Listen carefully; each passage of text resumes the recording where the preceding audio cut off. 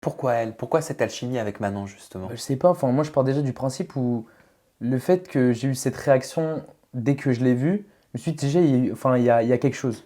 Je me suis dit, si, enfin, si ça t'arrive pas tout le temps, ce genre de choses, Dany, dans la vraie vie, avec une fille, c'est que forcément, il y a un truc. Et du coup, bah, je me suis intéressé à elle et on a directement.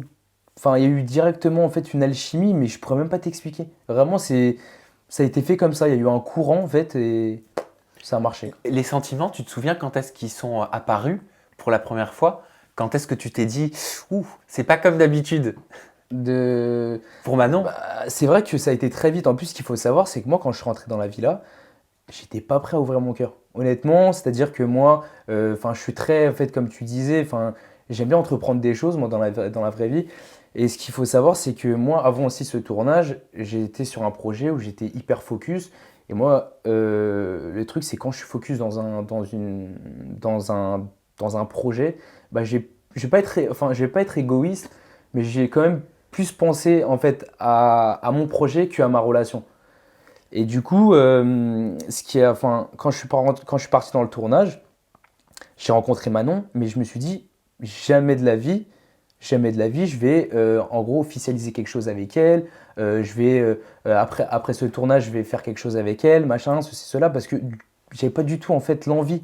J'avais pas l'envie parce que j'avais mon projet derrière la tête. Ce qu'il faut savoir, c'est que pourquoi en fait je suis omnibulé par ce projet, c'est parce que moi j'ai eu des échecs professionnels dans ma vie et j'ai pas envie de les refaire en fait. Et j'ai pas envie qu'aujourd'hui je me mette avec une fille et que demain en fait clairement bah, cette fille bah, me détruit et que je perde en fait ce projet, que en fait je perds tout d'un coup pour une fille.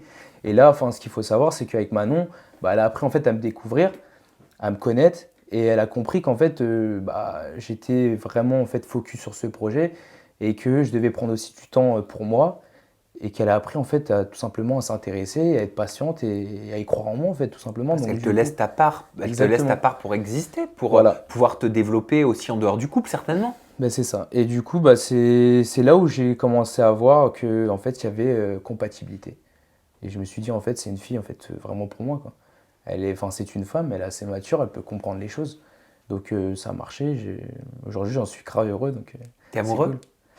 Amoureux, enfin, je suis à 80%. Maintenant, te dire amoureux là de suite, Comment on peut être à non, 80% mais en amoureux? fait, C'est c'est l'ego ou compliqué. pas ça? Bah, il y a de l'ego aussi, je t'avoue, parce que voilà, c'est compliqué de te dire je t'aime comme ça. Mais en tout cas, ça c'est certain, c'est que oui, je suis attaché à elle et il y a beaucoup de sentiments.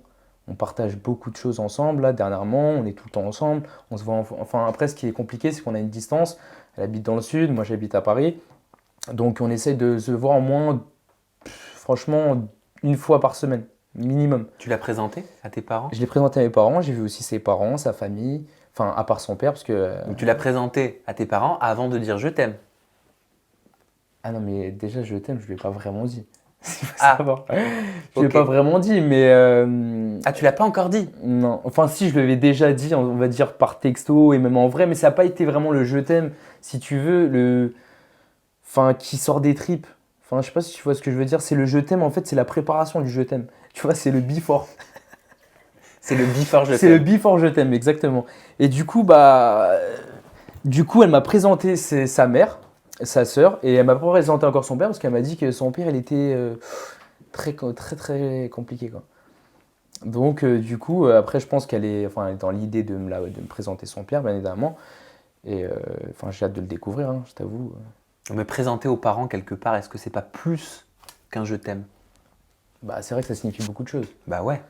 Enfin, présenter à des parents, déjà, c'est quand même, on va dire, valider, entre guillemets, la relation. C'est assumer quelque chose. Et beaucoup, ça veut dire beaucoup. Alors, chez beaucoup, hein, oula, c'est très français ce que je viens de dire, mais dans ta culture, je Mm. sais que particulièrement présenter aux parents, c'est très important. Ouais. Bah, ce qu'il faut savoir, c'est que nous, enfin, je pense tous les Portugais, les parents sont très. Enfin, nous, déjà, on est très famille. C'est-à-dire que ma mère, par exemple, elle est maman poule, elle est toujours là derrière moi, en train de. J'ai l'impression que j'ai toujours 12 ans. J'ai beau à dire j'ai 26 ans, elle est toujours derrière, en train de me dire est-ce que ça va, fais attention à ci, fais attention à ça.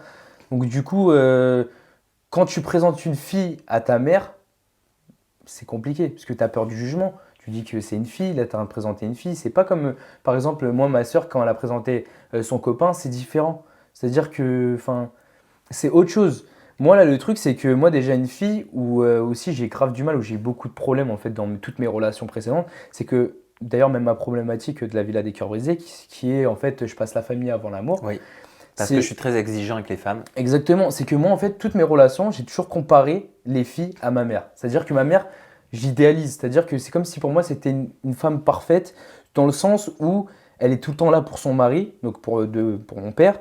Elle est toujours à l'écoute, elle est partie de rien, elle a réussi avec lui. C'était pas comme dans ce monde où on est là un peu par intérêt parce que l'autre il a autant de followers ou machin. C'était vraiment de la sincérité pure et dure, enfin, faut dire ce qu'il en est. Et du coup, moi, j'ai toujours été en fait focalisé par rapport à ça. Je me suis dit, en fait, c'est ça une femme. C'est en fait, et surtout que c'est de l'ancienne école. Ils sont vraiment de l'ancienne école, mes parents. Ils sont jeunes, mais ils ont été en fait éduqués vraiment à l'ancienne. Donc, ils nous ont aussi élevés, moi et ma soeur et mon frère, à l'ancienne école. Donc, du coup, moi, je suis entre guillemets de la nouvelle génération et l'ancienne école. Donc, pour moi, une femme, c'est une femme qui se respecte. Je dis pas que je suis macho, loin de là, parce que je fais beaucoup de choses pour une femme. Mais pour moi, une femme, il faut qu'elle soit attentionnée pas envers son copain, qu'elle soit à la hauteur, tout simplement.